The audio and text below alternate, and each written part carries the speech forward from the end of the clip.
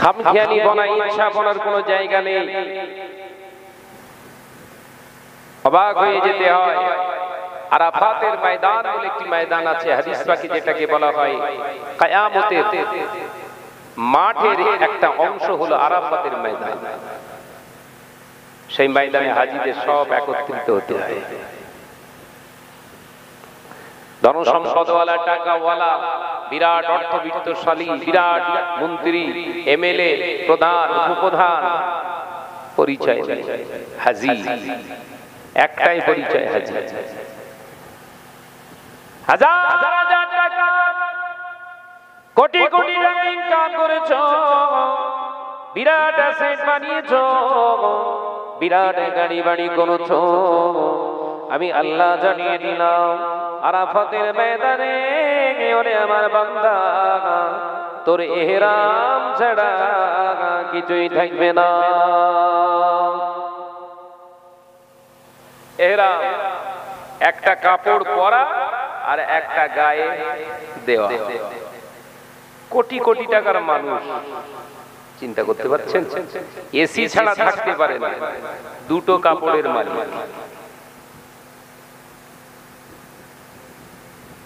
ইসলামটা কি আগে বোঝো।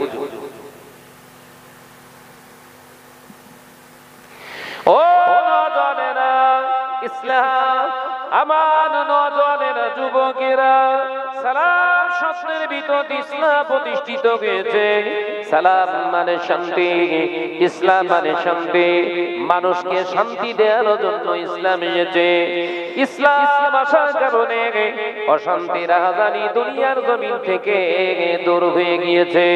যে আরবের জমিনে মানুষের ভিতরে হিংস্রতা, মেরে নেওয়া, কেড়ে নেওয়া, চোর জুলুম গুলো ছিল, মানুষের আমানতের খেয়ানত করা, এমনি করে জিনা ব্যভিচার করা, সুদ ঘুষ সব চালু ছিল। কিন্তু আমার নবীর কাছে আল্লাহ পাক ওই কারে হীরার ভিতরে জাবালে নূর, আমার আল্লাহ পাক ওই পাহাড়ের একটি গুহা বানিয়ে দিয়ে হাবিবকে সেখানে শিক্ষা দিলে, হাবিবিরে, আমার হাবিব, জান জান, আমি আল্লাহ পাক জানিয়ে দিলাম এই অশান্তি দূর করতে হলে, এই সুদ ঘুষ বন্ধ করতে হলে, জেনা ব্যভিচার বন্ধ করতে হলে, মেরে নেওয়া, কেড়ে নেওয়া যদি বন্ধ করতে হয়, খুন রাগাজানি গুলোকে যদি বন্ধ করতে হয়, আমি আল্লাহ বলছি আপনার উম্মতের এই পৃথিবীর মানুষগুলোকে দাওয়াত দাও।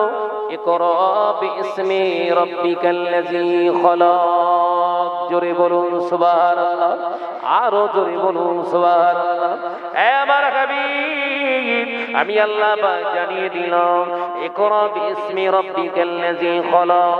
আমি আল্লাহ আমার নামে পড়ো। ইকরা মানে পড়া, বিইসমি আপনার নামে নয়, পৃথিবীর কোন মন্ত্রী সবার নামে নয়। পড়তে যদি হয় সেই রবের নামে পড়ো, যে রব শুধু তোমার মালিকই নয়, তামাম কায়নাতের মালিক। আরো জোরে বলুন সুবহানাল্লাহ।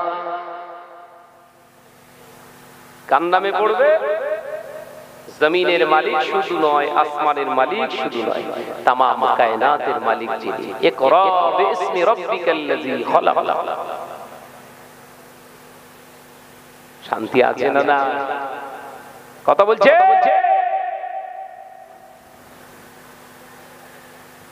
আরাফাতের ময়দানে হাজীদেরকে এক জায়গায় করা হয়। চিন্তা করতে পারছেন? ওখানে এক চিত্র হলো, একটা রাত ওখানে কাটাতে হবে, ওখান থেকে মুজদালিফায় আসতে হয় আর একটা ময়দান। ওখানকার থেকে ভয়াবহ আরো চিত্র এখানে। ওখানে তবু বিছানা একটা জায়গা দিয়েছিল আপনার, বিশ্রামের জায়গা দিয়েছিল আপনার, কিন্তু মুজদালিফাতে আসলে বিছানার জায়গা নাই।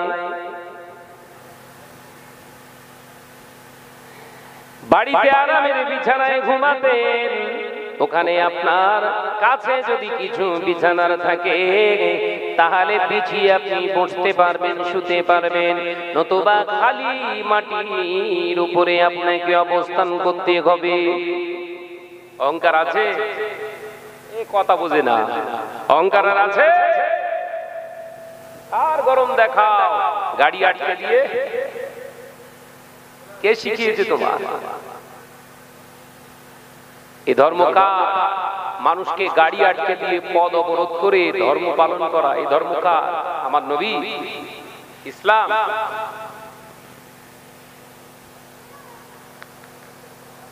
একটা না 2.5 ঘন্টা কেটে গেল, এত কষ্ট লাগছে।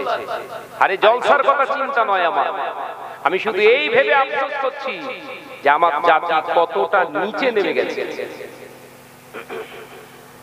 আমার জাতি কতটা নিচ মনোভাবাপন্ন হয়ে গেছে।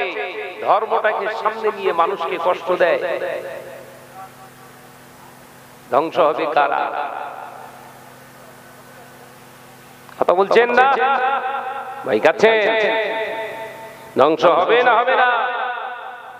বড় বড় ছোরা, বড় বড় শোট, বড় বড় হাতিয়ার নিয়ে এই রাতের অন্ধকারে মিছিল করছে, ইমাম হোসাইনকে খুঁজছে।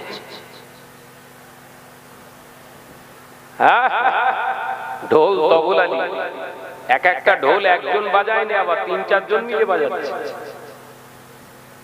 ঢোলের ভেতর দিয়ে হোসেনকে খুঁজছে। কোন হোসেন?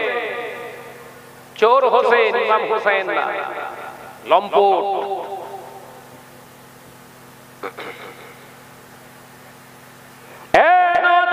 যুবকেরা, ছেলেরা, বাচ্চারা, পর্দানিশিনা মা বোনেরা, আল্লাহ নবী দো জাহানের বাদশাহ হাবিবুল্লাহকে, নবী জনাবে মুহাম্মদ রাসূলুল্লাহকে সাল্লাল্লাহু আলাইহি ওয়াসাল্লাম পাক জবানে জানিয়ে দিয়েছিলেন, বাবা সাহাবীরা আমি রাসূলুল্লাহ জানিয়ে দিলাম, এমন একটা দিন আসবে, সময় আসবে, আমার ইসলামকে ধ্বংস করার জন্য, কুশলিত করার জন্য গায়ের কমেরা, গায়ের কমা মুসলিম পৃথিবীর জমিনে তারা ব্লুপ্রিন্ট তৈরি করবে, কিন্তু তারা আমার ইসলামকে ক্ষতি করতে পারবে না। ও আমার সাহাবীরা, আমি রাসূলুল্লাহ জানিয়ে দিলাম, পৃথিবীর জমিনে আমার ইসলামকে ধ্বংস করার জন্য ইহুদি নাসারা ব্লুপ্রিন্ট তৈরি করবে, তারা নকশা বানাবে, কিন্তু এই নকশা তারা বাস্তবায়িত করতে পারবে না। কিন্তু এই নকশাকে বাস্তবায়িত করার জন্য কিছু দাঁড়িয়ালা নামাজি মুসল্লি সেজে আমার ইসলামকে তারা ধ্বংস করে দেবে। ও বাবা সাহাবীরা, আমি রাসূলুল্লাহকে সাল্লাল্লাহু আলাইহি ওয়াসাল্লাম জানিয়ে দিলাম, ওরা হলো অন্য কেউ নয়, ওরা হলো মুনাফিক মুসলমান।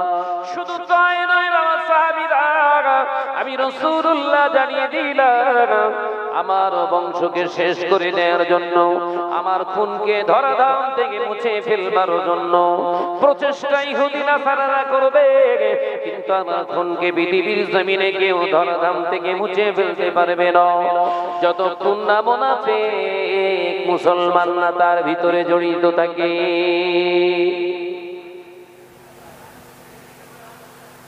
ইমাম হুসাইনকে শহীদ করে দিয়েছিলেন কারা? ইহুদি নাসারারা না,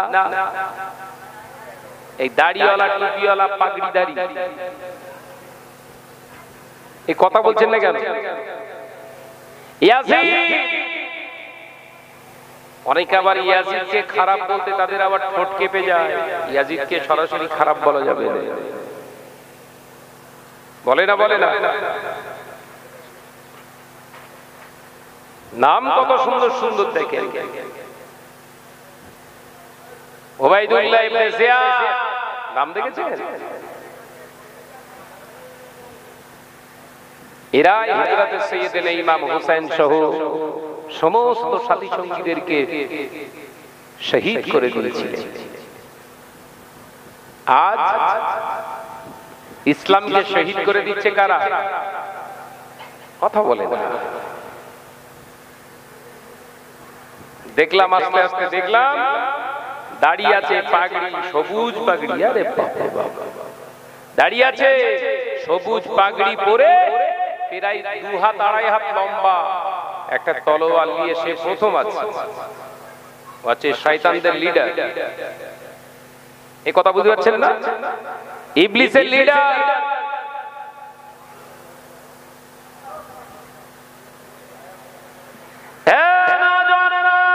যুবকেরা, ছেলেরা, বাচ্চারা, পর্দানিশীনা মা বোনেরা, আলোচনা বোঝার চেষ্টা করো। আল্লাহ নবী তো জানে বাদশাহ হাবিবুল্লাহকে, নবী জনাবে মুহাম্মদুর রাসূলুল্লাহকে সাল্লাল্লাহু আলাইহি ওয়াসাল্লাম সাইয়েদনা হযরত ইমাম হাসান, হযরত ইমাম হুসাইন রাদিয়াল্লাহু তাআলা আনহুকে বড় মহব্বত করতেন। তাই নয়, স্বয়ং আমার আল্লাহ হযরত ইমাম হাসান হুসাইনকে বড় ভালোবাসতেন। আরো জোরে বলুন সুবহানাল্লাহ। স্বয়ং আল্লাহ ইমাম হাসান ইমাম হুসাইনকে ছোট থেকে বড় মহব্বত করতেন। একবার জোরে বলবেন না? কথা বললে হবে না, জায়গা ফাঁক থেকে ঢুকে যান, আওয়াজ করবেন।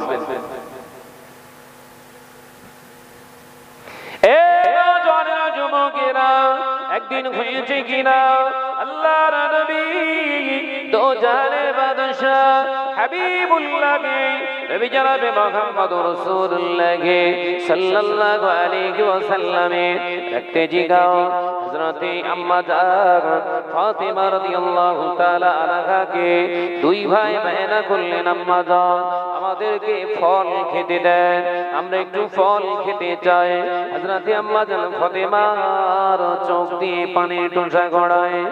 এ বাবা ছেলেরা, ওরে আমার লাগান ইমাম হাসান ইমাম হুসাইন, আমি তোমাদের ফল কি করে খেতে দেব? সুষ্ঠুভাবে দুমুঠো খাবার তোমাদের যোগান দিতে পারি না।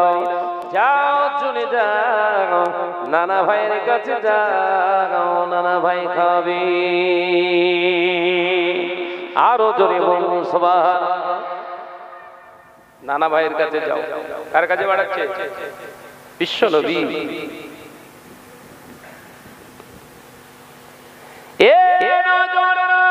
হযরত ইমাম হাসান, হযরত ইমাম হুসাইন রাদিয়াল্লাহু তাআলা আনহুমা ছুটে ছুটে ছুটে ছুটে আল্লাহ নবীর দরবারে এসে হাজির। দয়ার নবীকে জড়িয়ে ধরলেন, নানা ভাই, ও নানা ভাই, আপনি খাওয়া দাওয়া করে পেটটা তো ভালো করে রেখেছেন, আমরা অনেকটাই খেতে পাইনি, আমাদেরকে খাওয়ান।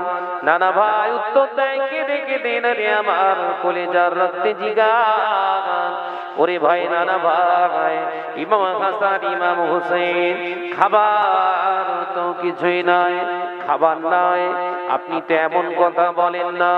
ও নানা ভাই, আপনার পকেটের ভিতরে খাবার লুকিয়ে রেখেছেন, আপনি লুকিয়ে রেখে আমাদেরকে আপনি দিচ্ছেন না। পকেটের ভিতরে লুকিয়ে রেখেছেন আপনি লুকিয়ে রেখেছেন, আমাদের দিচ্ছেন না। আল্লাহ রাসূল জড়িয়ে ধরে চুমা দিলেন তো গালে। একবার জোরে বলবেন না সুবহানাল্লাহ।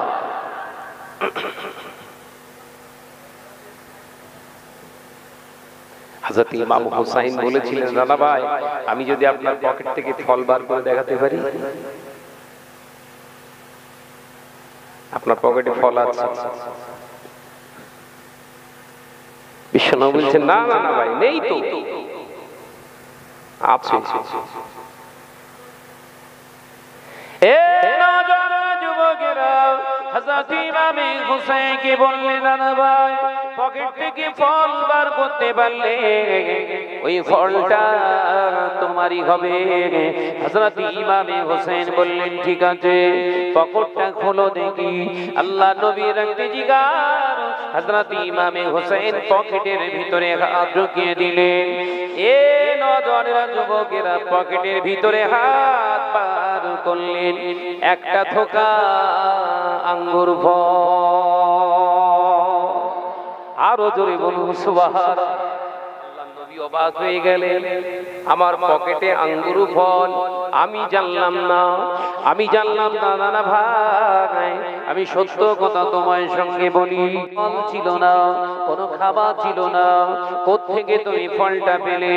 হযরত সাইয়্যিদিনা ইমাম হোসেন মুচকি হেসে বলে, নানা ভাই তুমি জানো না তোমার পকেটে ফল আছে, কিন্তু আমি হোসেন বড় ভালো জানি। আপনার পকেটে ফল নেই আপনি জানেন, কিন্তু আমি জানি আপনার পকেটে ফল আছে, কারণ আপনি হলেন রাহমাতাল লিল আলামিন। একবার জোরে বলবেন না? জোরে বলতে পারবেন না? এ নওজওয়ানরা, নাযালা বিহি জিবরিল আমিন আলাইহিস সালাম, আল্লাহর ফেরেশতা জিবরিল আলাইহিস সালাম আল্লাহ নবীর সামনে যে হাজির হয়ে যায়। আসসালামু আলাইকা ইয়া রাসূলুল্লাহ ইয়া হাবিবাল্লাহ। হুজুর আপনি বিস্মিত হবেন না, চিন্তিত হবেন না, ইমাম হোসেনকে ইমাম হাসানকে আল্লাহ যে বড় ভালোবাসে। ইমাম হোসেন বলেছে আপনার পকেটে ফল, আমার আল্লাহ জানে হাবিবের পকেটে ফল নাই, হাবিবের পকেটে ফল নাই আল্লাহ জানে, আপনিও জানেন, কিন্তু আমার আল্লাহ বড় পছন্দ করে ইমাম হোসেনের কথা। ইমাম হোসেন বলছে ফল আছে, তাই আমার আল্লাহ দেরি করলেন না, আমার আল্লাহ হুকুম করলেন আমার জিবরিল আমিন যাও যাও যাও, আমি আল্লাহ হুকুম করছি আমার বেহেশতের আঙ্গুরের একটা ফল, টাটকা ফল আমার নবীর পকেটে রেখে দাও, আমার হোসেন হাত দিলে যেন জান্নাতি ফলটা পেয়ে যায়। জোরে বলবেন না?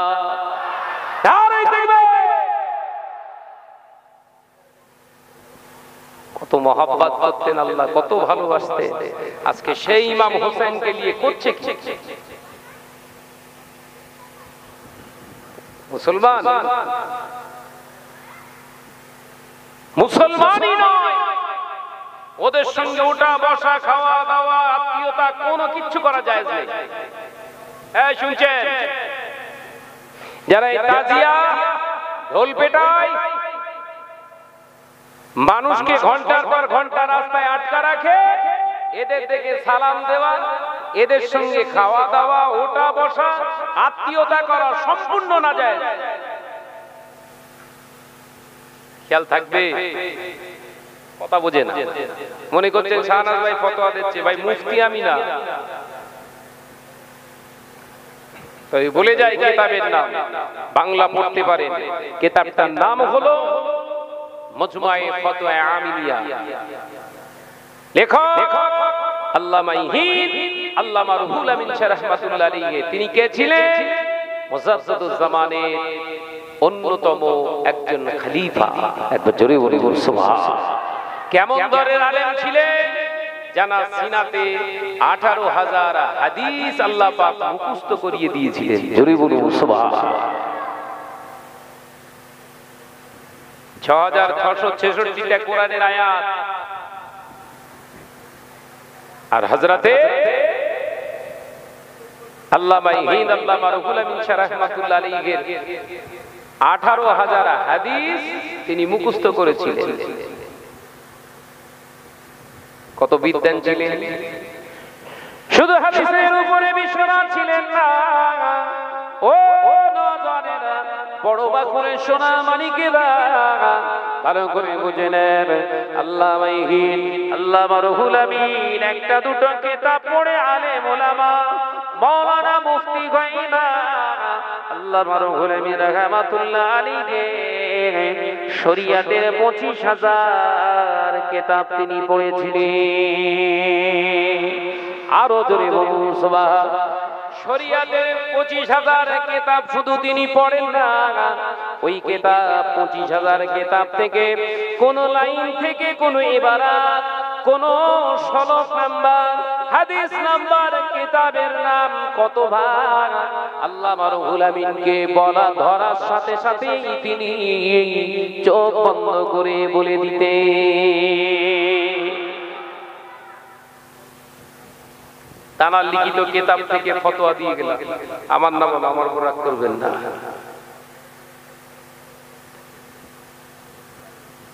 কথাটা মানতে হবে না হবে না? জোরে বলে, সালাম দেবে।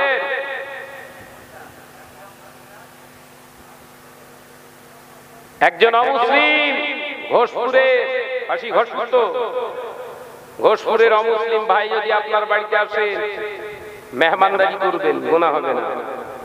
কিন্তু ওই পিস যদি ঘরে ঢোকে, কোন পিস বল না রে বাবা,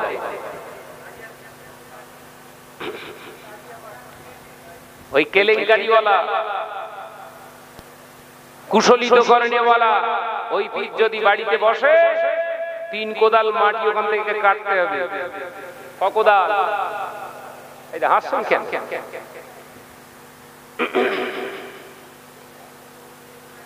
ওদের সঙ্গে খাওয়া দাওয়া, উঠা বসা, লেনদেন টোটাল শরিয়ত বিরোধী।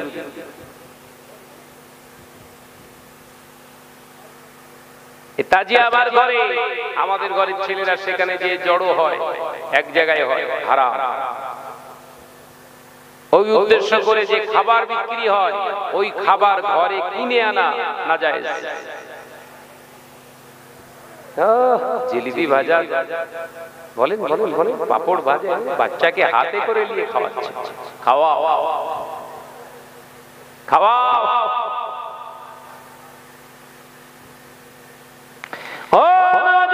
যুবকেরা, ছেলেরা, বাচ্চারা, আলোচনা বোঝার চেষ্টা করুন। আল্লাহ নবী তো জাহানের বাদশাহ হাবিবুল্লাহকে, নবী জনাবে মুহাম্মদুর রাসূলুল্লাহকে সাল্লাল্লাহু আলাইহি ওয়াসাল্লামে রাখতে জিগাও। হযরত সাইয়েদনা ইমাম হাসান, ইমাম হুসাইন রাদিয়াল্লাহু তাআলা আনহুকে আল্লাহ নবী যেমন ভালোবাসতেন, আল্লাহ পাক ভালোবাসতেন। এ নওজওয়ানেরা, শুধু তাই নয়, আমার রাসূলুল্লাহর কলিজার সাহাবী হযরতে হাবশী বেলাল রাদিয়াল্লাহু তাআলা আনহু আল্লাহ নবীর মতো করে ভালোবাসতেন। এমন একদিন দেখতে পাওয়া যায়, আল্লাহ নবী ইন্তেকাল হয়ে গিয়েছিলেন। সবাই জানে নবী আমার দুনিয়া ছেড়ে চলে গিয়েছে। মদিনার মসজিদে ওয়াক্ত হয়ে গিয়েছে, আযান দাও। বেলালকে খুঁজে পাওয়া যায় না। বেলাল মদিনা ছেড়ে দিয়েছে, মদিনা শরীফ ছেড়ে দিয়েছে, মদিনায় থাকা যাবে না। যে মদিনার জমিনে আমি বেলাল আযান দিতাম আমার নবীকে দেখে, আশহাদু আন্না মুহাম্মাদার রাসূলুল্লাহ, আল্লাহ নবীর চেহারা মোবারকের দিকে আমি শাহাদাত আঙ্গুল তুলে দেখতাম। সেই নবীকে আমি আর দেখতে পাবো না, আযান আমি আর দেব না। বেলাল মদিনা শরীফ ছেড়ে আফ্রিকা হাবশী দেশে চলে গেল। নবী নেই, আমিও নেই। ইমাম হাসান হোসেনকে কতটা মহব্বত করতেন একটুখানি বুঝেলেন? অসুবিধা হচ্ছে? শুনবেন যে তাকবীর দেন তো, নারায়ে তাকবীর। শুয়ে পড়লে ভালো হয় জানো। এরা ওই কাঠ বেঈমানদের যা স্পিরিট দেখেছি, ওরা দুনিয়া লয় করে ফেলবে। ওদের যা ঢোল বাজানোর স্পিরিট দেখেছি, দুনিয়া লয় করে ফেলবে। আর আপনারা ইমানদার বসে আছেন। ইমানদার তো নাকি, হ্যাঁ ইমানদার বলে দাবি করছেন। কে কে হাত তোলেন তো দেখি। 2-1 হাত উঠতে চাইছে না, মানে ওই কোম্পানি নাকি? হ্যাঁ, হাত নামা। একদম ইমানের সঙ্গে তাকবীর জানেন, নারায়ে তাকবীর, নারায়ে তাকবীর। জানে মক্কা শরীফে নাকি মিলাদ হয় না, মিলাদ করতে দেয় না। এবছর সেটা প্রমাণ করে রেখে এলাম। ভাইজান হুজুর আছে না, পীরজাদা ছোট ভাইজান হুজুর, আসলে জিজ্ঞাসা করলেন। এবার আমরা প্রমাণ করে রেখে এসেছি, ইচ্ছা করলে সম্ভব হয়। একবার জোরে বলুন না সুবহানাল্লাহ। মক্কা শরীফে 2 থেকে 2,500 3,000 হাজীদেরকে নিয়ে আলেম ওলামা, পীরজাদা ভাইজান, আমার ওস্তাদ হুজুর একজন গিয়েছিলেন, তানাকে দিয়ে আমরা মিলাদ শরীফ করেছি। একবার জোরে বলুন। হয় না, মানে হওয়ালি হয়। কি বুঝছে? দেখেছে? হ্যাঁ, নেটে ঘুরছে, বাতিলগুলোর ভেতরটা ফেটে যাচ্ছে। এতদিন বাংলায় কথা বলতো, কিছু বলতাম না, ওখানে গিয়ে হচ্ছে। যে ইমানের জায়গা ঠিক রাখুন, সর্ব জায়গায় হক জিন্দা থাকে। একবার জোরে বলুন, জোরে হবে না? প্রাণ খুলে উচ্চ আওয়াজে অন্তর থেকে তাকবীর দেন, নারায়ে তাকবীর। এই ছেলেরা দাঁড়িয়ে রয়েছে, তাকবীর দাও, নারায়ে তাকবীর। সিলসিলা হক মুজাদ্দিদুজ জামান, সিলসিলা হক মুজাদ্দিদুজ জামান, মুজাদ্দিদুজ জামানের হক সিলসিলা। নারায়ে তাকবীর। দরুদ শরীফ। আল্লাহুম্মা। আমার চা কই? এই চা কোথায়? চা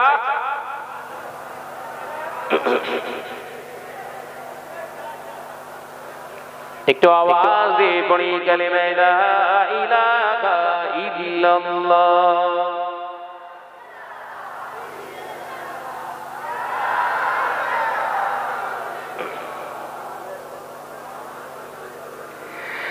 আমারে কণ্ঠে তুমি তোমারি বাণী দিয়েছ, বুকের দেরাজ তুমি তোমারি কোরআন দিয়েছ। জোরে হবে না? আমারে কণ্ঠে তুমি তোমারি বাণী দিয়েছ, বুকের দেরাজ তুমি তোমারি কোরআন দিয়েছ। এত ভালোবাসো কেন মালিক আমার, কি করে শুকর করি আমি তোমায়, কি করে শুকর করি বলি তোমায়। জোরে হবে না? আমারে কণ্ঠে তুমি তোমারি বাণী দিয়েছ। লা ইলাহা, মাশাআল্লাহ, লা ইলাহা ইল্লাল্লাহ।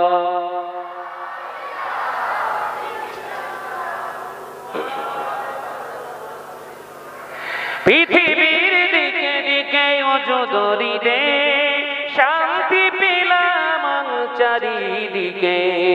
পৃথিবীর দিকে দিকে অজদরি দে, শান্তি মোরা পেলাম চারিদিকে। রহমত যে তোমার, করুণা বেশুমার, রহমত যে তোমার, করুণা বেশুমার। সেজদাতে পড়ে যায় মাথা, কি করে শুকর করি বলি তোমার। জোরে হবে না? আমারে কণ্ঠে তুমি তোমারি বাণী দিয়েছ, বুকের দেরাজ তুমি তোমারি কোরআন দিয়েছ। এত ভালোবাসো কেন মালিক আমার, কি করে শুকর করি আমি তোমার, কি করে শুকর করি বলি তোমার। আমারে কণ্ঠে তুমি তোমারি বাণী দিয়েছ। লা ইলাহা,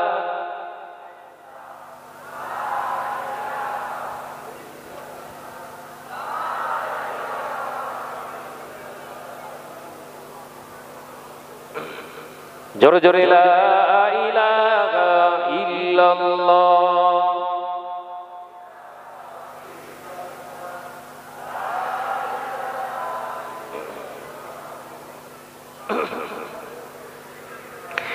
আকাশেতে যখন দেখি শত তারা, শুকর করে তারা আত্মহারা।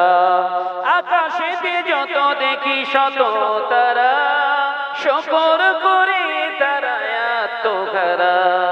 তুমি যে রহমান আমাদের ওসমান, তুমি যে রহমান গফুর মেহেরবান, এত রহমত দিয়েছ দুনিয়ায়, কি করে শুকর করি বলি তোমার।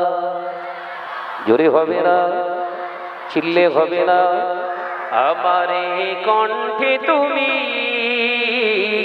তোমারই বাণী দিয়েছ, বুকের দেরাজ তুমি তোমারই কোরআন দিয়েছ। এত ভালোবাসো কেন মালিক আমার, কি করে শুকর করি আমি তোমার, কি করে শুকর করি আমি তোমার। আমারে কণ্ঠে তুমি তোমারই বাণী দিয়েছ, লা ইলাহা ইল্লাল্লাহ।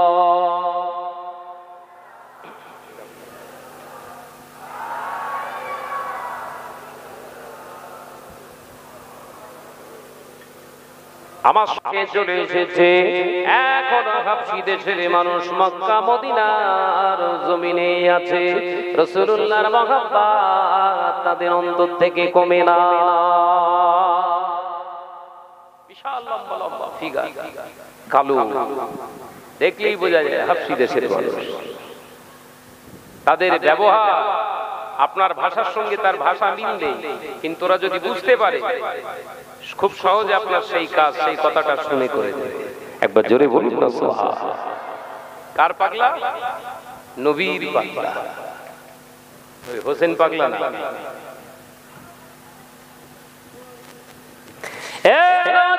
যুবকেরা, ছেলেরা, বাচ্চারা, আল্লাহ নবী দোজানের বাদশাহ হাবিবুল্লাহকে, নবী জনাবে মুহাম্মদুর রাসূলুল্লাহকে সাল্লাল্লাহু আলাইহি ওয়াসাল্লামের ইন্তেকালের পরে হযরতে বেলাল রাদিয়াল্লাহু তাআলা আনহু মদিনা শরীফ ছেড়ে দিয়েছিলেন। মদিনা শরীফ থেকে নিজের বাড়ি এসেছিলেন। আল্লাহর নবী সাহাবী, আল্লাহর নবী সাহাবী মদিনা শরীফ ছেড়ে দিয়েছে, কারণ নবী নাই, নবী ইন্তেকাল হয়ে গিয়েছে। আমার নবী আর দেখতে পাবো না, যে নবীকে আমি দেখতে পাবো না সেইখানটায় আর থাকবো না। ঘরে চলে এসেছে, সংসার নিয়ে ব্যস্ত। হঠাৎ দেখতে পাওয়া যায় কিছুদিন অতিবাহিত হওয়ার পরে হযরতে বেলাল রাদিয়াল্লাহু তাআলা আনহু ঘুমিয়ে রয়েছে শয়নে, স্বপ্নের ভিতরে হুজুর আমার নবীর দিদার নসিব হয়ে গেল। আল্লাহর নবী স্বপ্নে এসে বললেন, ও বাবা বেলাল, বাবা বেলাল, আমাকে ভুলে গেলে বাবা? সংসার পেয়ে আমি রাসূলুল্লাহকে তুমি ভুলে গেলে, কি করে পারলে বাবা আমি রাসূলুল্লাহকে ছেড়ে থাকতে? হযরতে বেলালের ঘুমটা ভেঙে গিয়েছে, পাগলের মতো ছুটে হুজুর আমার যেন ছুটে ছুটে উঠে পড়লেন। উঠে গিয়ে বিবিকে ডাকে, বিবি রে, আমার বিবি, দেরি করো না, জিনিসপত্র গুছিয়ে নাও, নবী ডেকেছে। আরো জোরে বলুন না সুবহানাল্লাহ। শিগগিরই উঠে পড়ো, আমার নবী তলব করেছে, আর থাকা যাবে না। ওঠো, এই বিবি, দেরি করছো, আমি থাকলাম না। পাগলের মতো ছুটতে শুরু করলেন। জোরে বলবেন না। পাগলের মতো ছুটতে শুরু করলে, বিবি ঘর দৌড় ছেড়ে মদিনার মুখে দৌড়াচ্ছে পাগল। গভীর রাত, এরকম পাগল আছে? আছে? হ্যাঁ আছে, আছে। হ্যাঁ, মহিষগুয়া, চন্দ্রপুর, চাখানা এলাকায় ভর্তি এরকম পাগল নেই? আছে, আছে। একটু ভালো করে দেখেন, নবীর পাগল না, সব মেয়ে পাগল। কথা বলে না, ভুল বলছি? এবার সব মুখের দিকে তাকাতাই করছে। রাত 12টার সময়, রাত 1টার সময়, 1:30টার সময় যদি একবার মিস কল মেরে ডাকে, ও দরজা ভেঙে ছোটে না, ছোটে না? কথা বল না রে বাবা। আরে ভেতরের রহস্য একটু আপনি কাছে আসে তো। একটু অর্ধেক খবর তো আসে। বেলালও পাগল হয়েছে, বেলালও পাগল। কার জন্য?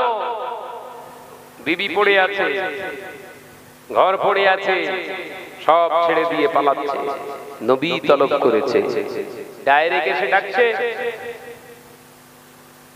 স্বপ্নে নবী স্বপ্ন দেখা আর ডাইরেক্ট দেখা পার্থক্য নেই।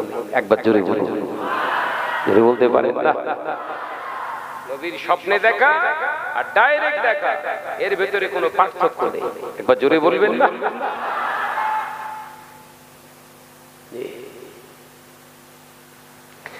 ভাইরা, আমার নজনেরা, যুবকেরা, ছেলেরা, বাচ্চারা, পর্দানিশীরা, মা বোনেরা, আল্লাহ নবী কলেজার সাহাবী হযরতে বেলাল রাদিয়াল্লাহু তাআলা আনহু মদিনার জমিনে পৌঁছালেন।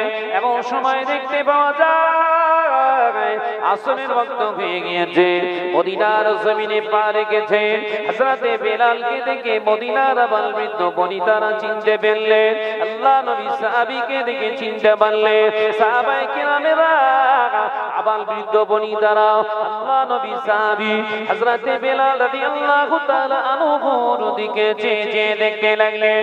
বেলাল এসেছে, মারহাবা বেলাল, বেলাল এসেছে, তার মানে বেলালকে দেখতে পাওয়া গেছে, মানে রাসূলুল্লাহর দেখাও পাওয়া যাবে। আরো জোরে বলুন না সুবহান, আরো জোরে বলুন না সুবহান।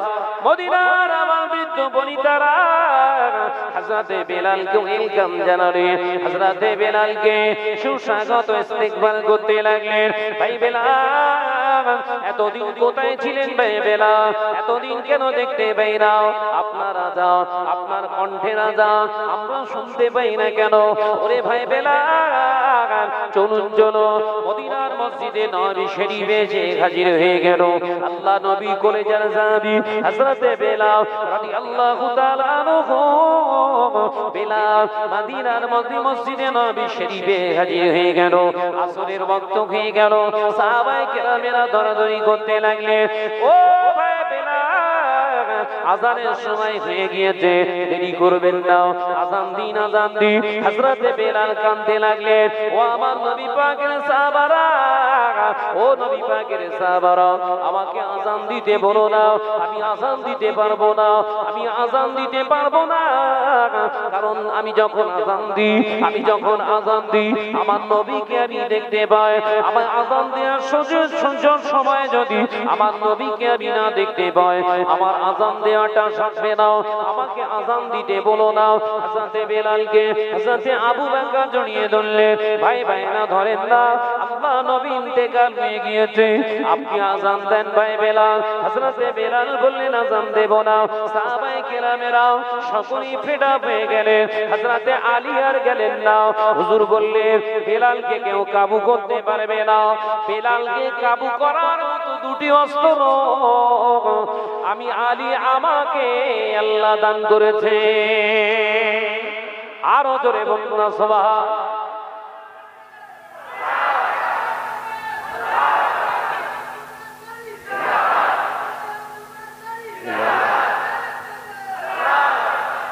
বেলাল কারুর কথা শুনবে না, এটা যেমন সত্য।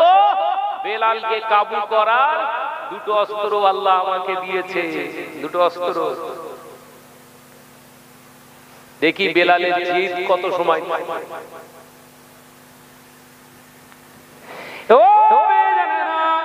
আল্লাহ নবী কলেজার সাহাবী হযরতে আলী কাররামাল্লাহু ওয়াজহাহু হুজুর ছুটে ছুটে বাড়িতে চলে গেলেন।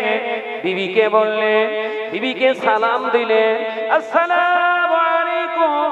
ও আমার বিবি ফাতেমা, ও আমার বিবি ফাতেমা, হাসান হুসাইনের আম্মা, আমাদের রক্তি জিগার দুটি কোথায়? দুটি বাচ্চাকে বের করে এনে দিলেন। ব্যাপারীদেরকে কোথায় নিয়ে যাবে? না ভাই বেলাল এসেছে, আযান দেবেন না। ও আমার বিবি ফাতেমা, বেলাল ভাই এসেছে, বেলালের মুখে আযানও শুনবো না, এটা হতে পারে না। যার আযানে স্বয়ং আল্লাহ খুশি হয়ে যায়। আরো জোরে বলুন না সুবহানাল্লাহ। সেই বেলাল এসে বলছে আজান দেবুনি, মেনে নেওয়া যায়? আম্মাজান হযরতে ফাতেমা বললেন দেরি করেন না, এক্ষুনি নিয়ে যান। কারণ ফাতেমাও জানে, আম্মাজান ফাতেমা রাদিয়াল্লাহু তাআলা আনহাও জানেন আমার ইমাম হাসান হোসেনের কাছে বেলাল কাবু হয়ে যাবে। একবার জোরে বলুন, জোরে বলতে পারেন না? যান, নিয়ে যান, তাড়াতাড়ি নিয়ে যান।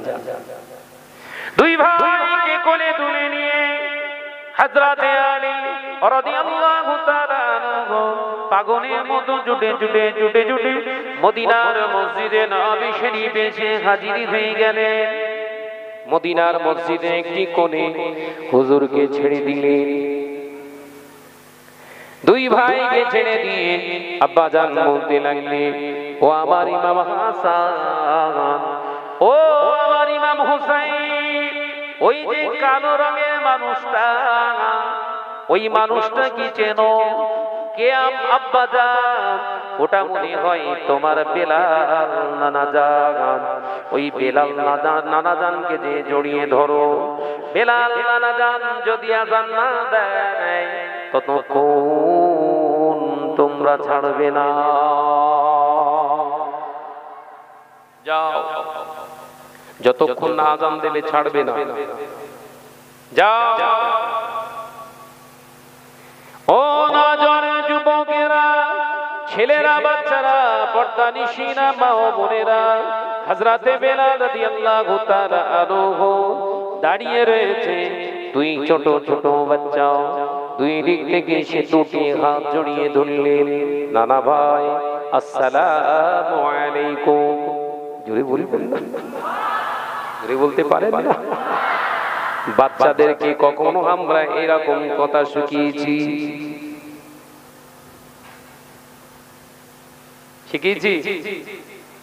মহরম মানে তাজিয়া বার করতে হবে, ওদের বাচ্চাদের কিন্তু ওরা শেখাচ্ছে। কথা বুঝতে পারছেন? তাইলে এরকম সাইজের বাচ্চা ঢোল বাজায়, শেখাচ্ছে না শেখায় না? আল্লাহ নবী দো জাহানের বাদশাহ হাবিবুল্লাহ গে, নবী জনাবে মুহাম্মদ রাসূলুল্লাহ গে সাল্লাল্লাহু আলাইহি ওয়াসাল্লাম ওই জন্য পাক জবানে জানিয়েছিলেন, ও আমার সাহাবীরা, আমি রাসূলুল্লাহ গে সাল্লাল্লাহু আলাইহি ওয়াসাল্লাম তোমাদেরকে জানিয়ে দিলাম, শিশু শিক্ষার ক্ষেত্র বড় মায়ের কোল। ছোট ছোট বাচ্চা যখন ঘরেতে থাকে তাদের সঙ্গে ভালোবাসায় কথা বলো, তাদের কথা বলা শেখাও, তাদের সালাম বিনিময় করা শেখাও। কারণ ওই ছোট বাচ্চাটা একদিন সালাম বিনিময় করলে আল্লাহ তোমাদের উপরে রহমত নাযিল করবে। আরো জোরে বলুন সুবহানাল্লাহ। সেই পাঠ আমরা দিয়েছি, বা ঘরের বাচ্চাদেরকে পাঠ দিয়েছি। কত রকম খারাপ খারাপ ভাষা আমরা শেখাই বাচ্চাদেরকে। ও বেজানেরা, নওজোয়ানেরা, যুবকেরা, ছেলেরা, বাচ্চারা, আল্লাহর নবী দুই রাতে জিগান দুই দিক থেকে এসে হাত দুখানা জড়িয়ে ধরে হযরতে বেলালকে আর নাড়া দিতে লাগলেন। ও নানা ভাই, নানা ভাই, আমি হলাম হাসান, আমি হলাম ইমাম হোসেন, আমাদেরকে কি আপনি চিনতে পারেন না? হাত ধরে নাড়া দিচ্ছেন, চিনতে পারছেন না দাদা ভাই? আমি ইমাম হাসান, এই যে আমি ইমাম হোসেন, চিনতে পারছেন না? হযরতে বেলালের চোখে পানি ঝরতে লাগলে, সাথে সাথে হুজুর বসে পড়লেন। দুই ভাইকে আল্লাহ নবীর কলিজার রাখতে জিগা দুটিকে বুকে জড়িয়ে ধরলেন। একবার জোরে বলুন না সুবহানাল্লাহ। ও হযরতে বেলাল রাদিয়াল্লাহু তাআলা আনহু জড়িয়ে ধরে ইমাম হাসানের মুখে একবার চুমা দেয়, ইমাম হুসাইনের মুখে একবার চুমা দেয়, আর বারে বারে বলে, ওই আমার নানা ভাইরা রে, ওরে আমার নানা ভাই, তোমরা যে আমার নবী পাকের রক্তে জিগার, বেলাল কোন অংশে সেটা জানতে বাকি ছিল না। তোমরা যে আমার নবী পাকের রক্তে জিগার, সেটা বেলাল কোন অংশে জানতে কম ছিল না। ও জানে না হযরতে বেলাল রাদিয়াল্লাহু তাআলা আনহু যখন এই কথা বললেন, হযরত ইমাম হাসান হাতটা সাথে সাথে টেনে নিয়ে বললেন, নানা ভাই আসরের ওয়াক্ত হয়ে যাচ্ছে, আপনি একটু আযান দিন, আপনার আযানটা একটু শুনবো। বলবেন না নানা ভাই, অন্য কিছু আমায় বলো, আমি বেলালকে আযান দিতে বলো না। ইমাম হুসাইন হাতটাকে ধরে দাঁড়া দেয়, আবার বললেন, নানা ভাই আমি ইমাম হুসাইন বলছি, আপনি একটু দয়া করে আযান দিন, আযান আপনার শুনবো। হযরতে হুসাইনকে চুমা দিয়ে বললেন, নানা ভাই আমাকে আযান দিতে বলো না, কারণ আমার নবী জমিনের মুখে আর নাই, আমি আমার নবীকে ডেকে আযান দিতাম, আমাকে আর আযান দিতে বলো না। আমার নবীকে যদি আমি না দেখতে পাই, আমি হয়তো জমিনে পড়ে মারা যাব। হযরত ইমাম হাসান বললেন, কোন কথা অজুহাত আপনার শুনবো না, নানা ভাই আযান দি, আযান যদি না দেন, নানা ভাই শুয়ে আছে, নানা ভাইকে যে বলে দেব। জোরে বলবেন না, জোরে বলবেন না, ওই নানা ভাই শুয়ে আছে বলে দেব।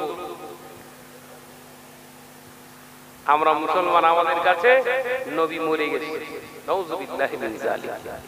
জোরে বলবেন না নাউযুবিল্লাহ। কিছু মুসলমান এদের কাছে সব নবী নাকি মারা গেছে, বলে না বলে না, কথা বলেন না। আর ইমাম হাসান কি বলছে, নানা শুয়ে আছে বলো, বলে দেবো। দেখেছেন ইমানের পার্থক্যটা কতটা।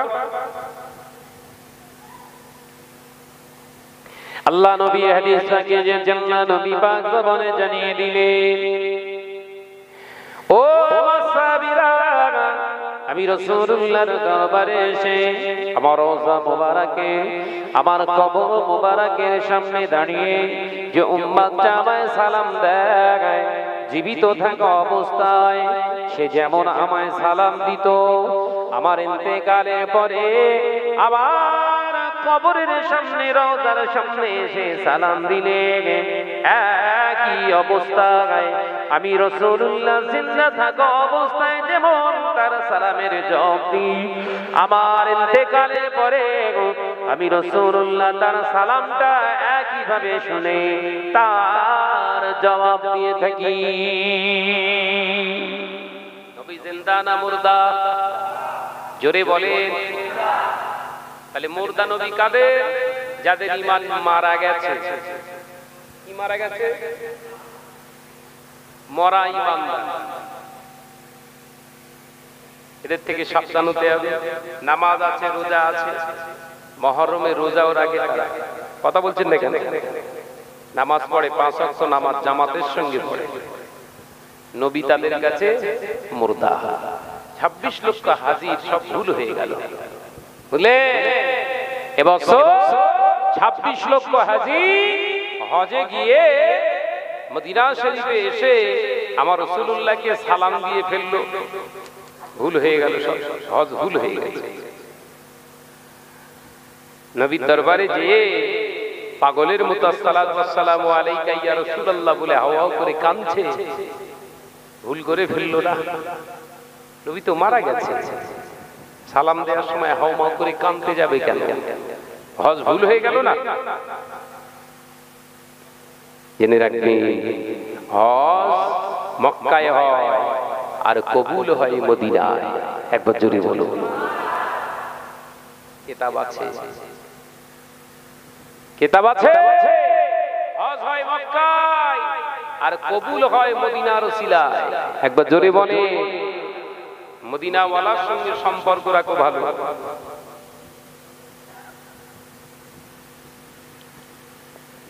হযরত ইমাম হাসান কি বলছে, নানা ভাই শুয়ে আছে বলে দেবো।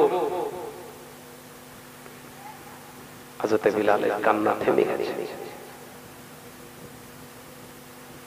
থেমে গেছে। সাহাবায়ে কেরামরা বুঝে গেছে বেলাল জব্দ। একবার জোরে বলুন, বেলাল জব্দ হয়ে গেছে। হে নওজোয়ান যুবকেরা, আল্লাহ নবী কলেজার সাহাবী হযরত বেলাল রাদিয়াল্লাহু তাআলা আনহু মদিনার মসজিদে নবী শরীফে আর দাঁড়িয়ে গিয়েছে। আল্লাহ নবীর সাহাবী হযরত বেলাল আযান দেয়, আল্লাহু আকবার, আল্লাহু আকবার, আশহাদু আল্লা ইলাহা ইল্লাল্লাহ, আশহাদু আন্না মুহাম্মাদার রাসূলুল্লাহ। শাহাদাত আঙ্গুলটা ইশারা করলেন, নবীকে দেখতে পেলেন না। হযরত বেলাল আল্লাহু আকবার বলে জমিনে বেহুশ হয়ে পড়ে গেলেন।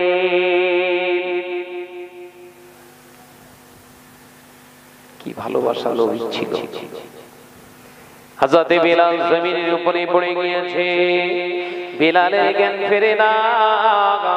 আমার নবী পাকের সাহাবারা বললেন, কি সর্বনাশ হলো ভাই, বেলাল অচৈতন্য অবস্থা হয়ে গিয়েছে আর বেহুশ হয়ে গিয়েছে, সেন্সলেস হয়ে গিয়েছে।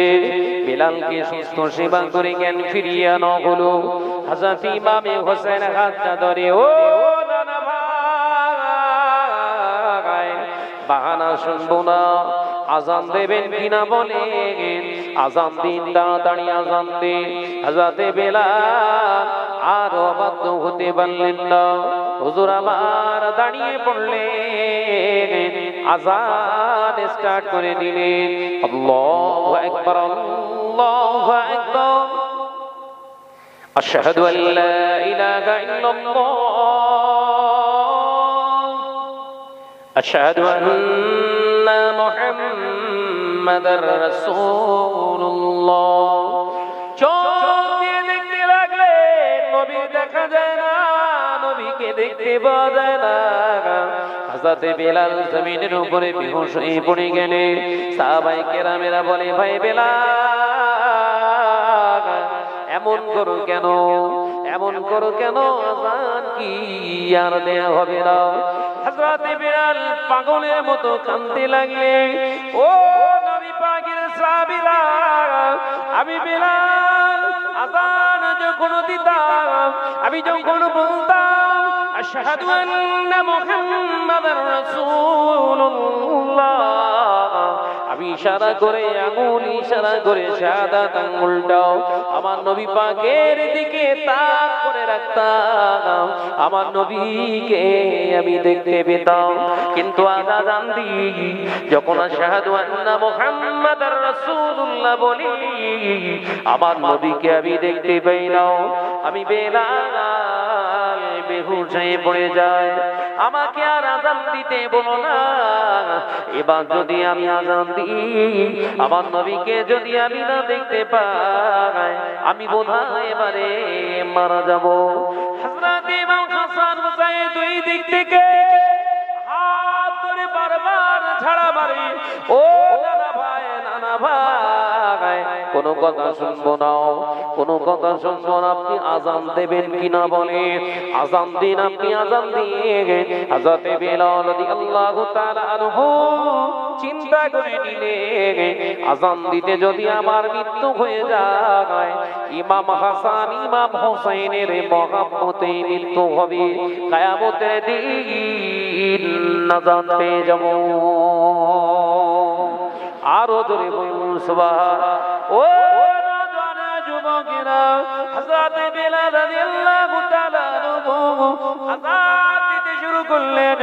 মনে মনে রাদানি, আল্লাহ হাবিবকে যদি না দেখতে দেন, হাবিবকে যদি না দেখতে পাই, জমিনে আর আমাকে রেখে লাভ নয়। যে চোখ দিয়ে নবীকে দেখে আযান দিয়েছি, সেই নবীর রক্তে জিগান আযান দিতে বলে, আর আপনার হাবিবকে আমি দেখতে পাবো না, এমন জীবন না থাকায় বড় ভালো হয়ে যাবে।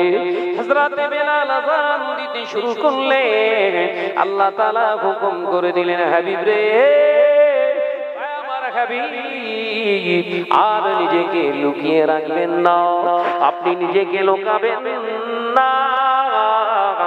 আমার বেলাল আযান দেবে, আপনি রওজাতুল আকদাস থেকে রুহানি হালাতে সামনে দাঁড়িয়ে যান। হবে না? নারে তাকবীর।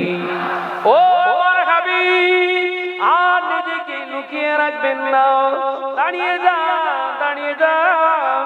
আল্লাহর নবীর কলেজার সাহাবী হযরত বিলাল রাদিয়াল্লাহু তাআলা আনহু আযান দিতে শুরু করলেন, আশহাদু আন্না মুহাম্মাদার রাসূলুল্লাহ, রাসূলুল্লাহ রওজা আকদাসের দিকে আঙ্গুল যেমনি তা করলেন, আল্লাহর নবী রুহানি হালাতে ইশারা করে দাঁড়িয়ে বলেছিলেন, বেলাল, চিন্তা করো না, চিন্তা করো না, আমার মহাব্বতে, আমার ভালোবাসায়, আমার ইমাম হাসান হোসেনের মহাব্বতে তুমি আজকে দাঁড়িয়ে আযান দিয়েছো, তাই আমি রাসূলুল্লাহ বলছি, আমি এখনো তোমারই সামনে আছি।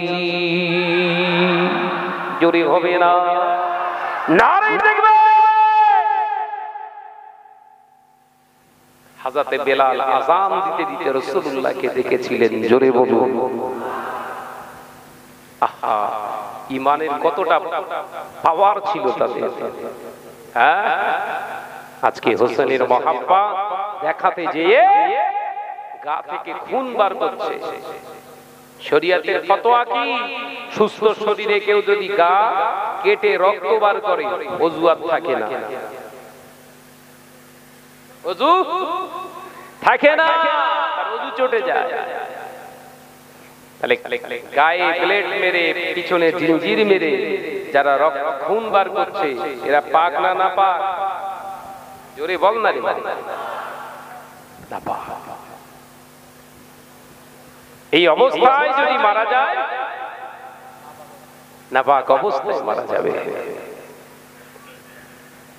আলেম ওলামাদেরকে সক্রিয় হতে হবে, ওয়াইজিনদেরকে সক্রিয় হতে হবে। স্টেজে উঠে শুধু হাম্বু দাম্বু করলে হবে না, এই অন্যায়ের বিরুদ্ধে প্রতিবাদ, প্রোটেস্ট করতে হবে। কথা ঠিক না ভুল? জোরে বলে, তবেই তো সমাজ পরিবর্তন হবে। হ্যাঁ, মুসলিম সমাজ তবেই তো তার রাস্তা খুঁজে পাবে। আমরা তো প্রতিবাদই করতে চাইছি না। হ্যাঁ, আজকে মুসলিম সমাজে কি অধঃপতন নেমে এসেছে। মনে কিছু করবেন না, আপনার যে ব্যানার ভালো লাগে আপনি করুন, কিন্তু ইসলামের উপরে আঘাত এনে ব্যানার তৈরি করতে যাবেন না, জাহান্নামে যাবেন। মৃত্যুটা মুরতাদের মতো হবে।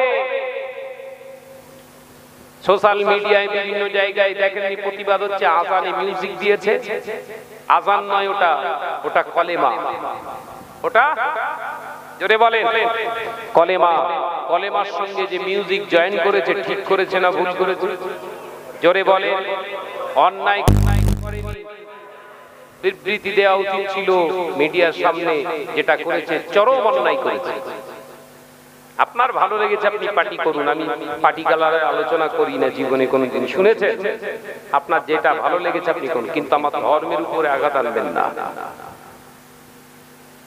ধর্ম ভাবাবেগের উপরে আঘাত এনে পৃথিবীর জমিনে কেউ স্থায়িত্ব লাভ করতে পারে, ধ্বংস হয়ে গেছে। চরম বিরোধিতা, প্রোটেস্ট করি। অবশ্যই এই গহিত কাজ, খারাপ কাজ করেছেন। বাংলাদেশের নায়িকা কি করেছে দেখার দরকার নেই আমার। আপনার জানা উচিত ছিল, আপনার জানা উচিত ছিল স্টেজে যে মহিলাটা উঠে গায়, ও তো নিজে শরীয়ত মানে না, সেই জন্য গায়। কথা বলছেন না কেন? ওটা শরীয়তের দলিল নয়। কোন মহিলা শিল্পী আল্লাহর রাসূলের নাম নিয়ে যদি গান গায়, তাকে আমরা মুসলমান বলে মনে করি না। আপনারা করেন? মনে করেন? সাবধান হন।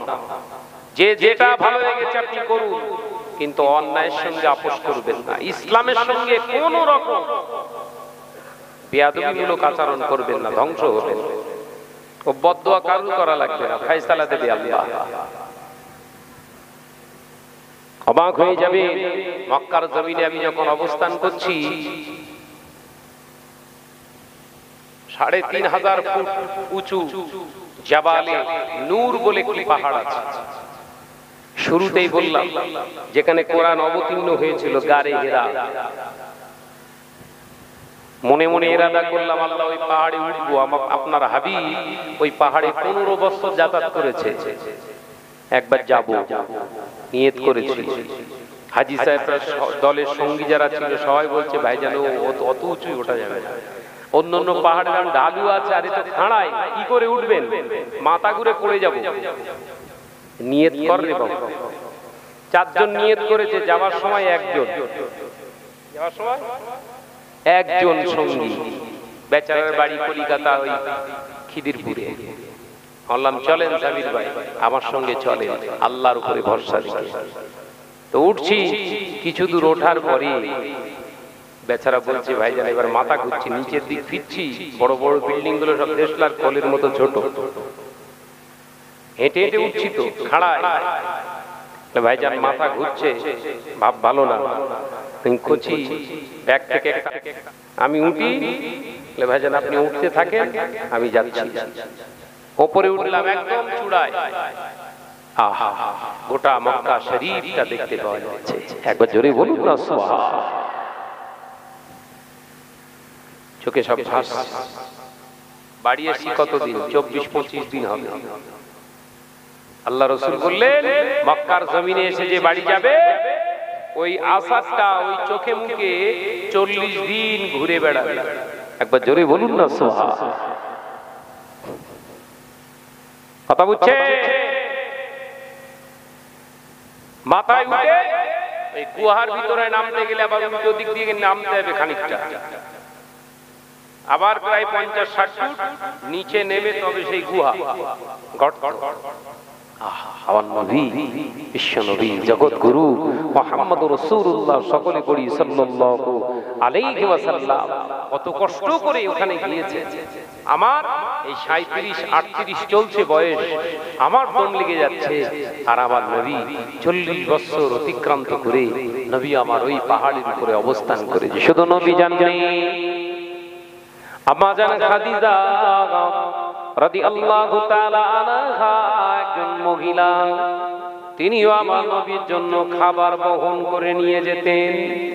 যদি বলি না সুবহান, কি মহব্বত, আল্লাহর প্রতি কি ভালোবাসা ছিল। ও না জানে যুবকেরা, ছেলেরা, বাচ্চারা, আল্লাহ শুকর করে বলি, অহংকার ফকরিয়াত নয়। আল্লাহ শুকর করে বলি, গারে হেরার ভিতরে যে সকলে নামাজ আদায় করছে 2 রাকাত 2 রাকাত 2 রাকাত 2 রাকাত, আমি চিন্তা করলাম 2 রাকাত নামাজ আদায় করলে ভালো, কিন্তু এখানে নামাজ আদায় করতে গেলে সময় সংকীর্ণ হয়ে যাবে, নামাজটা হবে, আল্লাহর কাছে কিছুই চাইতে পারবো না, চাওয়াটা হবে না। না, নামাজ আদায় করবো না, চিন্তা নিয়ে নিলাম নামাজের যে সময়টা সবাই ব্যয় করছে, ওই সময়টা ধরে যদি সিজদায় পড়ে এই গুহার ভিতরে রাসূলুল্লাহর একটি সুন্নাত আদায় করি, সিজদায় পড়ে রাসূলুল্লাহ কেঁদেছিলেন, আমি যদি এইখানটায় সিজদায় পড়ে কাঁদি, নিশ্চয়ই আল্লাহ খুশি হবে। সিজদায় পড়ে কাকুতি মিনতি করে আল্লাহর কাছে রোনাজানি করলাম। আল্লাহর কসম করে বলি, আল্লাহ মহান, আল্লাহ সর্বশক্তিমান। ওই গারে হেরায় উঠতে গিয়ে যত কষ্ট হয়েছিল, গুহার ভিতর থেকে দোয়া করে যখন পাহাড়ের উপরে উঠেছিলাম, মনে হলো সব কষ্ট সাথে সাথে শেষ হয়ে গেছে। গুহার ভিতর থেকে যখন বেরিয়ে এসেছি, নিজেকে এত ফ্রি লাগছে ধারণা করতে পারবো না। এত নিজেকে খুশি এবং ফ্রি লাগছে, মনে হচ্ছে কই এত পরিশ্রম করতে করি। কিছু কিছু জায়গা আছে মিনার ময়দানে অবস্থান করলে, মিনার ময়দানে অবস্থান করলে ওখানে একটা মসজিদ আছে, মসজিদে খায়েফ। মসজিদটার নাম কি? মসজিদে খায়েফ।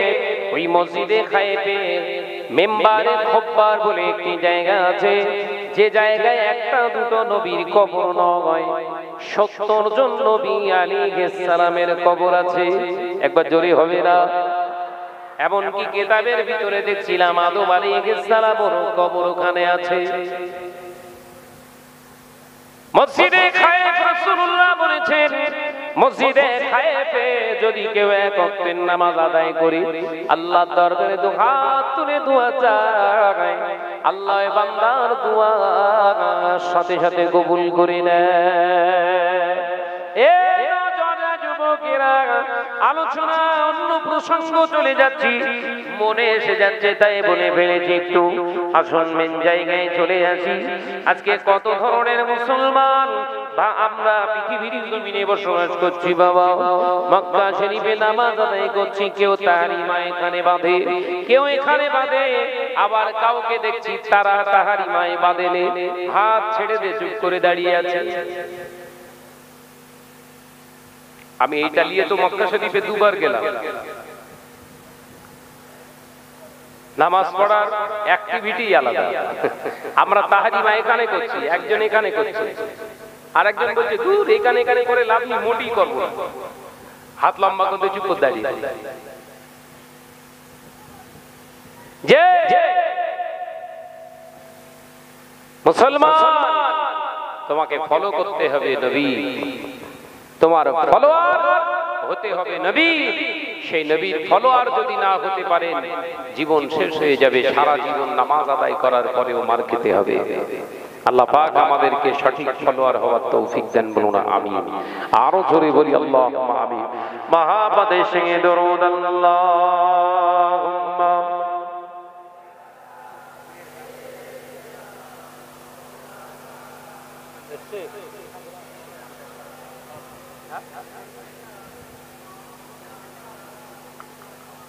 একটু আওয়াজ দিয়ে বলি আল্লাহুম্মা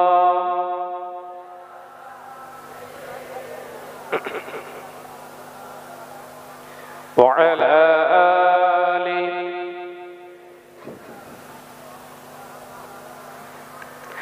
মেহেরবান তুমি, মেহেরবান মেহেরবান তুমি, মেহেরবান আমি পাপী গুনাহগার, তুমি ছাড়া কে আছে ক্ষমা করো ওগো প্রভু, তওবা করি বারে বারে। ইয়া রহিম রহমান ইয়া করিম মেহেরবান।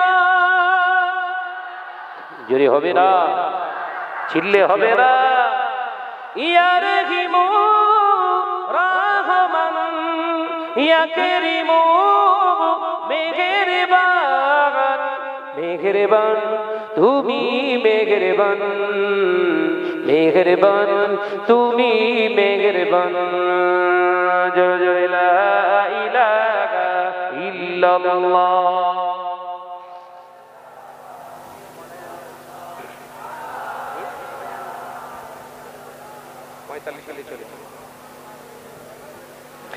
জেনে না জেনে হাজার পাপের সাগরে ডুবু দিয়েছি, তোমারই দেওয়া পথ হারিয়ে।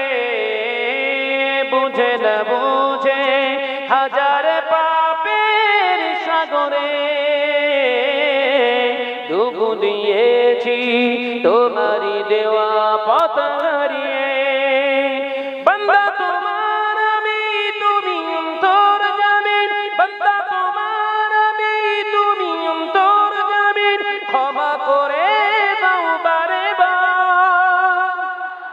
জোরে হবে নারে দিলে সিলসিলা হক মুসাদ্দাদ জামা, সিলসিলা হক ফুরফুরা শরীফ। ইয়া রহিম রহমান ইয়া করিম মেহেরবান। জোরে জোরে লা ইলাহা ইল্লাল্লাহ, লা ইলাহা ইল্লাল্লাহ।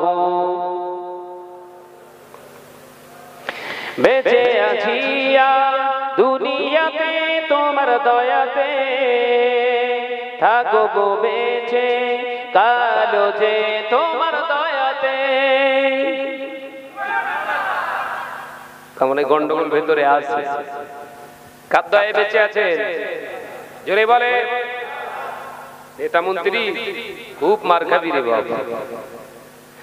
বেঁচে আছি দুনিয়াতে তোমার দয়াতে, থাকবো বেঁচে কালো যে তোমার দয়াতে। বান্দা তোমার আমি, তুমি অন্তর জামিন, বান্দা তোমার আমি, তুমি অন্তর জামিন, রহম করো বারে বার। জুড়ে হবে না নারে তাকবীর। ইয়া রহিম রহমান, ইয়া করিম মেহেরবান, ইয়া রহিম রহমান, ইয়া করিম মেহেরবান। মেহেরবান তুমি মেহেরবান, মেহেরবান তুমি মেহেরবান। জোরে জোরে লা ইলাহা ইল্লাল্লাহ। মাশাআল্লাহ মাশাআল্লাহ, লা ইলাহা ইল্লাল্লাহ। ও নজরে যুবকেরা, ছেলেরা, বাচ্চারা, হাত জোড় করে অনুরোধ করে গেলাম, ছোট ভাই হিসাবে, সন্তান হিসাবে, যে হিসাবে ধরিস না কেন, আমি শাহনাজ ভাই বলে যাই, পৃথিবীর জমিনে আল্লাহর জামানদি, পৃথিবীর জমিনে আল্লাহর জামানদি, আল্লাহ রাজি খুশি করে চলার চেষ্টা করো। নজর যুবকেরা, ছেলেরা, বাচ্চারা, মুরব্বিয়ানা গণেরা, পর্দা নিশিনা আমার সোনার চাঁদ মা বোন ভাবি বোনেরা, ভালো করে বুঝলি দুনিয়ার জমিনে কদিন বা বাঁচবো, কদিন বা থাকবো গ্যারান্টি নাই। আমি যদি ধরে নিই 70 বছর আমার হায়াত, 38 বছর শেষ হতে চলেছে, বাকি রইল বেশি না কম। আমি ধরেই নিলাম আমি 70 বছর বাঁচবো, ধরেন 38 বছর চলছে, তাহলে বয়স কমে যাচ্ছে না বেড়ে যাচ্ছে? চিন্তা ভাবনা করে চলে, বয়স বাড়ে না বয়স কমে। এটা আমরা উল্টো করে বলি, বয়স কমে না বাড়ে? বয়স কমে।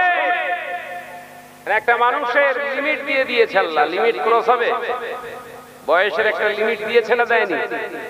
70 বছর, 63 বছর, 65 বছর, 64 বছর, 71 বছর, 73 বছর, 80 বছর, 90 বছর, 93 বছর, 126 বছর, 130 বছর, লিমিট ক্রস করা যাবে না।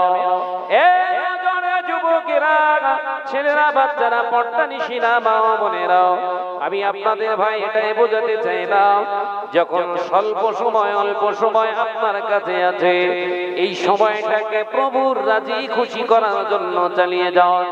দুনিয়ায় টাকা পয়সা, ধন সম্পদ, ইজ্জত, যা কিছু আপনি জোগাড় করেছেন, অর্জন করেছেন, কিয়ামতের দিন বাঁচাতে পারবেন না। আপনাকে আপনার সম্মান বাঁচাতে পারবে না, ধন সম্পদ বাঁচাতে পারবে না।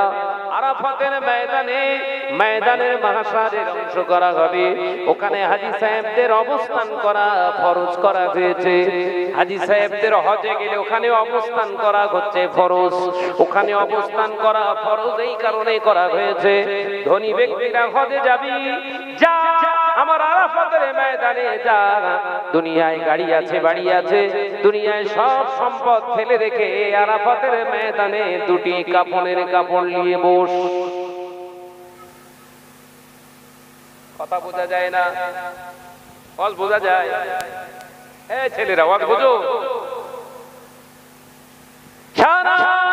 বিরাট গাড়ি আছে, বিরাট বাড়ি আছে, বিরাট ব্যাংক ব্যালেন্স করেছিস, অ্যাসেট বানিয়েছিস, হজে আয়, আমি আল্লাহ হজকে ফরজ করেছি, আয় আমার খানায় কাবায় শুধু নয়, খানায় কাবা তওয়াফ করা, তার সাথে সাথে আরাফাতের ময়দানে অবস্থান করা তোর জন্য ফরজ করলাম। ওরে আমার বান্দা, আরাফাতের ময়দানে আসলেই বুঝতে পারবি এই জমিনের উপরে তোর কাছে কিছুই নেই।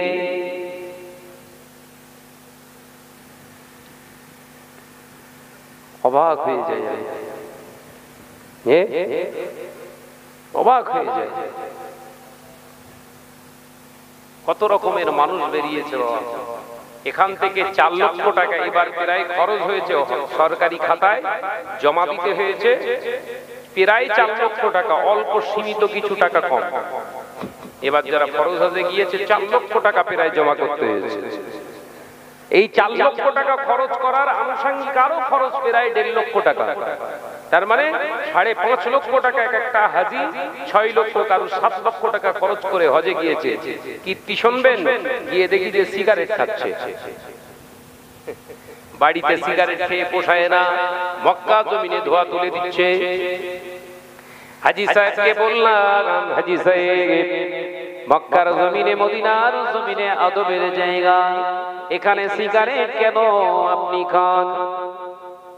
সিগারেট খাচ্ছেন কেন? বলে ওটা কোনো ব্যাপার না। কি বলছে? ওটা কোনো ব্যাপারই নয়। আরে হাজী সাহেব, এটা মদিনা, আমার রাসূলুল্লাহর এটা দেশ, আমার রাসূলুল্লাহর দেশে আপনার চলতে গেলেও আদবের সঙ্গে চলতে হবে। নবী বলেছেন, কুল্লু খামরুন হারামা, সমস্ত নেশাকে আমি হারাম করলাম, আপনি সিগারেট খাচ্ছেন। হাজী সাহেব মদিনা শরীফে এক ওয়াক্ত নামাজ আদায় করলে, 1 রাকাত নামাজ আদায় করলে 50,000 রাকাতে সওয়াব পাওয়া যায়। একবার জোরে হবে রা। মক্কার জমিনে 1 রাকাত নামাজ আদায় করলে 1 লক্ষ রাকাতের সওয়াব পাওয়া যায়। ও হাজী সাহেব, 1 রাকাত মদিনায় নামাজ আদায় করলে যদি 50,000 রাকাতের সওয়াব পাওয়া যায়, মদিনায় যদি একটা সিগারেট খাওয়া হয়, কটা সিগারেট খাওয়ার গুনাহ হয়? বলছে 50,000। এই পর্যন্ত যত সিগারেট খেয়েছে, এখানে এসে একটাই সব ধুনে দিয়েছে, মুখ থেকে তাড়াতাড়ি ফেলে দিয়ে বলছে, এত হিসেব বুঝতে পারিনি। এই কথা বোঝে না। দেখেছেন, শয়তানকে পাথর মারতে হয়, ওটা হচ্ছে ওয়াজিব। শয়তানকে পাথর মারা, কথা বুঝতে পারছেন না? এখন ওই শয়তানকে পাথর মারতে হয় যেখানটা, ওই জায়গাটার নাম হচ্ছে জামারা। ওই জামারাতে পাথর মারার সিস্টেম হলো শরিয়াত মোতাবেক আপনাকে মারতে হবে, ইচ্ছা মতো মারলে হবে না। যখন মুজদালিফায় আপনি অবস্থান করবেন, 70টা পাথর, ওই কাবলি ছোলা, এমনি ছোলা নয়, কাবলি ছোলা একটু বড় সাইজের হয়, ওই সাইজের পাথর আপনাকে খুঁটে নিতে হবে। ওই মুজদালিফায় মাঠেতেই ছড়িয়ে আছে ওই পাথর, 70টা খুঁটে খুঁটে আপনাকে নিতে হবে। পাথরগুলো ধৌত করে একটা পাত্রে আপনি রেখে দেন। মিনাতে আসবেন যখন, এসে ফজরের নামাজ আদায় করে মিনায়, ফজরের ওয়াক্ত শেষ হবে, জোয়াল ওয়াক্ত শুরু হবে, 7টা গুনে গুনে পাথর নিন, বড় শয়তানকে গিয়ে মারুন। 3টে শয়তান আছে, কটা? কথা বলে না। কটা শয়তান? বড় শয়তান, মেজর শয়তান আর ছোট শয়তান। এই বড় শয়তানকে প্রথম দিন মারতে হয় 7টা কাঁকর। মারার সময়সূচি কখন? ফজরের ওয়াক্ত শেষ হবে, জওয়াল স্টার্ট হবে, আর শয়তানকে পাথর মারতে হবে। এখন আমি গভীর রাত্রিতে তাবু ছেড়ে, মিনার ময়দানে তাবু ছেড়ে বেরিয়ে পড়েছি একটু মসজিদে খায়েফে যাব, কারণ 70 জন নবী ওখানে শুয়ে আছে, আর নবীরা মরেন না। একবার জোরে বলে, মন ছটফট করছে, বেরিয়েছি মসজিদে খায়েফে যাব। গিয়ে একদম সামনেই জামারত, মানে শয়তান গেলেই ছোট শয়তানকে প্রথম দেখতে পাবেন। আমি দেখলাম, তাহলে এই দিকটা একটু ঘুরে যাই, দেখি শয়তান কি করছে। থাম্বা তৈরি করা আছে, হাতে পাথর মারলে শয়তানের গায়ে মারা সব পাওয়া যায়। একবার জোরে বলুন সুবহানাল্লাহ। এখন গিয়ে দেখি রাত তখন 2:30 বাজে। কটা বাজে? 2:30। তখন গিয়ে দেখি যে হাজী সাহেবরা ঝাড়ছে, তখন মারছে। আমি একটা হাজী साहब की जिज्ञासा किया, भाई साहब क्या चल रहा है? ये तो मरने का कोई वक्त नहीं है, तरीका तो नहीं है, क्यों उसको मर रहा है? हाजी साहब बोलছে, पाकिस्तानी हाजी, जब वक्त मिलेगा तब हम झड़ेंगे। কথা বুঝাচ্ছেন না? যখনই সুযোগ সময় পাবো তখনই গিয়ে মারবো, কোনো সিস্টেম নেই। শয়তান মানে শত্রু, যখন খুশি মারো। আমি বললাম, हाजी साहब ये तरीका गलत है। हमारे आका ने फरमाया, शैतान के जब कंकर मरना तो जवाल वक्त से मरना, अर्थात जवाल वक्त থেকে মারতে হবে আপনাকে। আপনি তো ভুল তরিকা পেশ করছেন, হবে না। বলছে আপনি বললি হবে, টাকা আমার, হজ আমার, আমারে বুঝদি দাও। উর্দুতে বলছে, কথা বুঝতে পারছেন না? আমি বললাম, ভাই বোঝেন। এখন ওই সব হাজি যদি ওখান থেকে ওই রাত 2:30টায় পাথর মেরে হাজি সেজে ঘরে ফেরে, ওরা সাধারণ মানুষ কি বাঁচতে দেবে ভাই? কথা বুঝাচ্ছেন না নাকি? আমি টেনশন করছি যে এই মালগুলো এই বাড়িতে যেয়ে বোধহয় মানুষ খুন করে, জমির পরের আল ফেলে, পরে সম্পত্তি ভাগরা করে, ভাই ভাইপোর সম্পদ ফাঁকি দেয়। এই পিসগুলোর বলে মনে হচ্ছে এই সেই আমানত। ভাই রে, ইবাদত তো সহজ নয়। পরের দিনে পাথর মারতে গেলে আবার ওই ওয়াক্তে পাথর মারা যাবে না। যে ওয়াক্তে প্রথম দিন মারলেন, ওই ওয়াক্তে পাথর মারলে আপনার পাথর আবার দ্বিতীয়বার মারতে হবে। দ্বিতীয় দিন পাথর মারতে হবে 3টে শয়তানকে। কটা শয়তানকে? 3টে শয়তানকে পাথর মারতে হবে। প্রথম শয়তান ছোট শয়তান, ওকে আগে মারুন। মেরে দোয়া চাইতে হয়, আমরা দোয়া চাই এইভাবে, কিন্তু কিতাবের ভিতরে আছে কাবা বাইতুল্লাহর দিকে হাত এইভাবে তুলে দোয়া চাইতে হবে। দেখেছেন? দোয়া চাই আমরা এরকম করে তো, কিন্তু পাথর মারার পরে ছোট শয়তানকে